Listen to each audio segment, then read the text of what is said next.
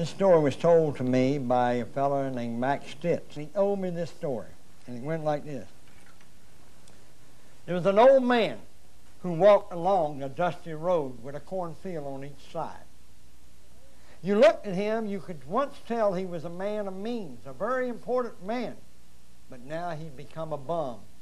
Most of his hair was gone, and what little was left had long turned to gray. He appeared to be about 60, but he probably was much older.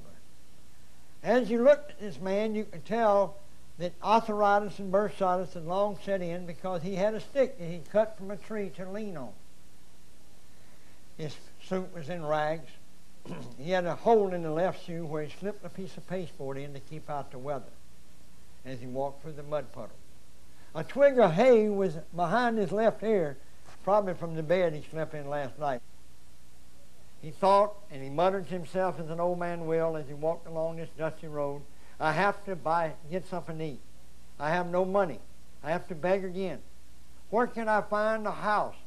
He saw no home. He went up a 3-foot rise on a 30-foot span that seemed like a mile straight up because of the pain in his joints. As he got to the top, he sat down on a log to rest a spell, muttered to himself as an old man will, I have to have something to eat.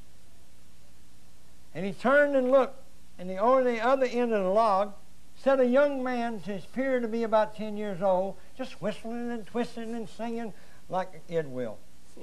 So he tapped him with his stick, and he says, young boy, could you tell an old man where he can buy or get something to eat for the night? I haven't eaten several days.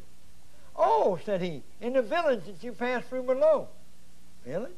Said he, I saw no village. It's just a cornfield on each side of a dusty road.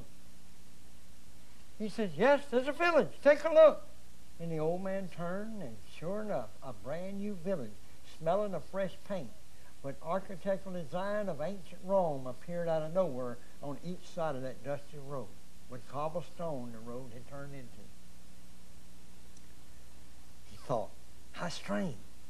But I better hurry and go down before it disappears. I want to eat. What's the name of this village, my boy? So when I go down, I can sound very intelligent and converse with the people. Anything is possible, said young boy. For you, maybe, but not for me. You see, I'm an old man. See, I've had my day. I've long past success. You can do it, but anything that's possible is means for the young, not for an old man like me. But I asked you for the name of the village, not philosophy. You see, I'm hungry, and that is my primary concern. Anything is possible, said the boy again. You said that, boy. You say it one more time, and I'm going to crack you on your knuckles with this stick. I want to know the name of the village. Now, there's no horse around no more. Sir, the name of the village is the village of anything is possible. Well, thank you. So he got up, hobbling down the road as an old man will. And he got to the bottom of the hill, and he knocked at the first house on the right. Because the right side of the street is the right side to begin anything, is it not? And as he waited for them to answer the door, he saw children, black and white and red and yellow, all appeared to be 10 years old or less. They were in harmony. There was no trash cans to be found. The street was clean. Everything was neat and orderly. There was no policeman. It was a place that could be heaven. And all of a sudden, a young boy snatched open the door and said, yes, sir, what can I do for you today, kind sir? Could you spare a bite to eat for an old man? Certainly. This is a village of anything is possible. You can get anything you want. Come on in and sit at my table. And the old man went in and he sat down. And the kid snapped his finger and winked his eye, and a meal with all the tablecloths, all the silverware, a meal fit for God just appeared out of nowhere right on that table. And the old man thought it was strange, but before it disappeared, he dug in without even saying his blessing. And before he'd taste a second bite of food in his mouth, he knew this was the greatest food he had ever taken in his life, and he'd been in restaurants all over the world. Bombay, London, San Francisco, L.A., Dallas, Charlotte, Atlanta, Georgia. You name it. He had been there. Even the Frankies. All right. And all of a sudden, he thought as he smacked his lip, very grateful as an old man can be. And he looked at the boy and he says, a boy like you can prepare a meal like this? When I have been to the best with all the greatest chefs, and you are young, and you can do this? Anything is possible, said the boy. When you live in the village of anything is possible. Anybody can do it. And he shook his hand, as an old man does, and he pointed at the boy, the 60-year-old man.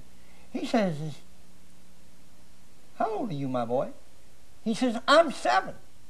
You look much wiser than a man of 7. The wrinkles around your eyes. You look much wisdom. Were you always 7? Oh, no, said the boy. One time I was 70, but I discovered that 0 meant nothing, and I threw it away. I wouldn't want to be 7. But 30 I was a man of mean. 30 I was a handsome guy. I had wavy black hair. 30 my suit was clean and pressed.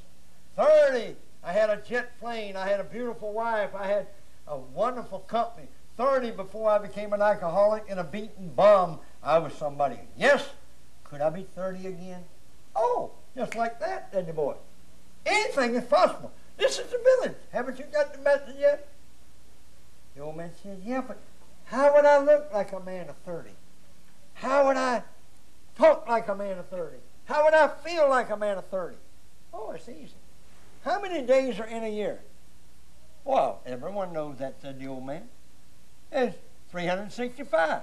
Who says there has to be, said the young boy. Suppose it was 730. How old would you be, Doc? Why, I would be half my age, 30.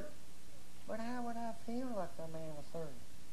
I mean, just saying it don't make it so. Well, here's a calendar. Change the month.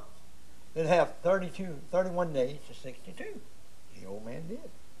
Now change the months and have 30 days to 60. And the old man did. Now, February 28, right? You got to give it 56. Well, this is leap year. Add 2 more. And by the time he'd reached December the 31st, the old man looked in the mirror on the wall and he was a young, handsome man again. He had his suit was cleaned and pressed like the day he'd bought it. He noticed there was no pasteboard in his shoe. And his hair had wavy jet black.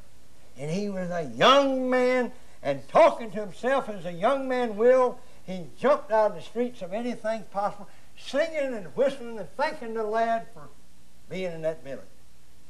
And before he'd reached the edge of town, he had one little thought, as most people will when something good happens to them and they're not used to it.